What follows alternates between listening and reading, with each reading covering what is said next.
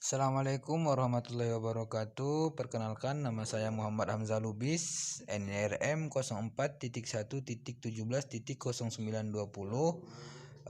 Di sini saya akan mencoba mempresentasikan bisnis plan yang saya buat tentang budidaya kentang di Desa Huta Tinggi, Kecamatan Puncak Sorik Marapi, Kabupaten Mandailing, Natal.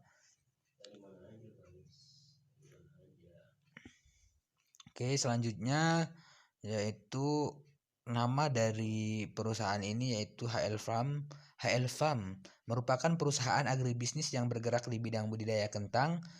Perusahaan ini didirikan karena banyaknya peluang yang terlihat, mulai berkembangnya kafe-kafe dan rumah makan di Mandailing, Natal yang membutuhkan kentang untuk berbagai hidangan dan juga sebagai bahan dasar untuk olahan makanan seperti keripik dan makanan lainnya. Budidaya komoditas kentang dilakukan dengan cara konvensional. Bentuk usaha yang akan dijalankan oleh HL Farm ini bentuk perusahaan perseorangan. Oke, selanjutnya di sini yaitu mengenai tentang aspek pasar. Aspek pasar yang pertama yaitu mengenai perkembangan pasar. Di mana perkembangan pasar ini yang pertama itu dalam usaha budidaya komoditas kentang ini memiliki sasaran utama yaitu restoran, kafe, dan hotel. Rencana penjualan kentang di perusahaan HL Farm sendiri adalah dengan memasoknya kepada mitra. Selain itu juga akan dilakukan pemasaran secara online, penjualan melalui internet, dapat dengan mudah memperkenalkan produk secara langsung kepada konsumen dari berbagai kalangan sehingga cukup berpeluang bagi usaha yang sedang dijalankan. Oke, yang selanjutnya itu strategi pemasaran. Strategi pemasaran merupakan salah satu kunci utama kesuksesan sebuah usaha. Ya, strategi pemasaran yang pertama itu ada segmentasi, yang kedua ada target, dan yang ketiga posisi. Adapun dari segmentasi sendiri dibagi menjadi 4, yaitu segmentasi geografis, segmentasi demografis, dan segmentasi psikografis, dan segmentasi perilaku. Di mana segmentasi geografis yaitu secara umum Desa Huta Tinggi sangat cocok untuk budidaya kentang karena memiliki ketinggian 980 meter di atas permukaan laut. Sementara itu segmentasi demografis dari segi usia, kentang dari HL Farm dapat dikonsumsi dari segala usia, diutamakan ibu rumah tangga. Dari kelas sosial ditunjukkan bagi masyarakat menengah ke bawah maupun menengah ke atas. Yang berikutnya itu segmentasi psikografis. Kentang ini ditujukan untuk gaya hidup sehat untuk memenuhi kebutuhan dapur suatu restoran atau hotel. Segmentasi perilaku, kentang HL Farm akan menjadi permintaan konsumen yang memperhatikan kualitas produk pangan. Yang berikutnya itu ada targeting atau target. Targetnya itu yaitu seluruh masyarakat yang membutuhkan asupan gizi dan nutrisi. Selain itu juga bagi restoran, kafe, dan hotel yang membutuhkan bahan baku untuk membuat hidangan yang berbahan dasar kentang. Sasaran pendistribusiannya banyak dilakukan di pasar tradisional. Strategi targeting pada kentang adalah memperkenalkan produk kentang kepada mitra baik dari restoran, kafe, maupun hotel. Yang berikutnya itu adalah posisi. Sesuai dengan visi perusahaan yaitu berusaha memahami evolusi alam dan kenyataan pembangunan manusia. HL Farm merupakan perusahaan penghasil kentang yang ramah lingkungan dan dapat membantu mensejahterakan masyarakat sekitar. Yang berikutnya itu ada taktik atau bauran atau yang biasa disebut dengan marketing mix atau 4P, produk, harga, tempat, dan promosi. Produk yang akan dijual adalah kentang hasil dari produksi HL Farm sendiri. Dan penentuan harga berdasarkan harga kentang pada saat itu secara umumnya, dan dari segi harga ada potongan harga juga nantinya yang akan dibuat jika ada konsumen yang membeli di atas 100 kilo ke atas akan diberikan potongan sebesar 10%. Yang berikutnya itu adalah tempat.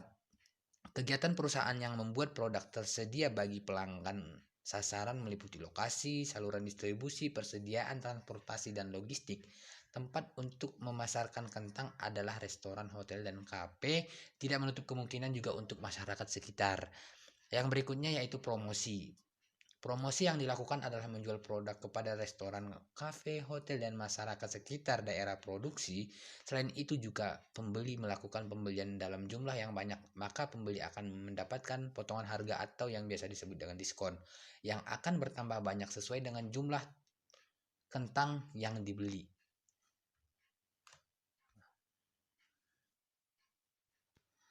Berikutnya di sini ada struktur organisasi. Berikut ini adalah bagian struktur organisasi dari HR Farm yang ditunjukkan pada gambar berikut, di mana ada pemimpin perusahaan, administrasi dan keuangan, bagian produksi, dan bagian pemasaran dan kemitraan.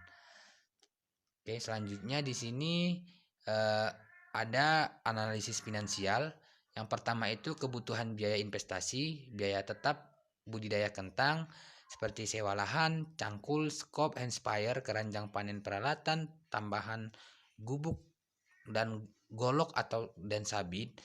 Dari uraian tersebut, total dari biaya tetap budidaya kentang sebanyak 24.400.000. Yang berikutnya itu ada biaya variabel usaha budidaya kentang seperti kebutuhan benih, pemupukan, penyemprotan, biaya penyiangan, dan pembunbunan.